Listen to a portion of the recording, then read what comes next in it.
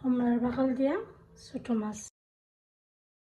অত এখানেও ছোটো মাছের লবণের পানির মাঝে ভিজিয়ে রাখছি। কমলার বাকল বেশি কইরা ধনিয়া পাতা আর কাঁচামরিচ দিয়া রান্না করবো। একটু সামান্য তেল দিলাম, দিলাম সবটা দিয়ে আমি একলগে বয়েল দিলাম।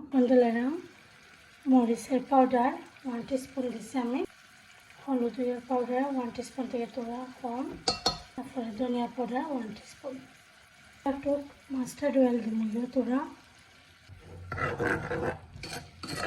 লবণ দিচ্ছি দিয়া পেঁয়াজটারে একটু সময় মশলার লাগে বাজি লাইম, একটু পানি দিলাম কেন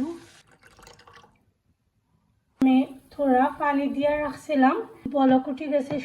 কমলার বাকল দিলাম, মাছটা দিলাইলাম, এই মাছটা চামরিচও দিলাইলাম, একটু জল দিব কেন আমি। এখন আমি ধনিয়া পাতাটা দিয়া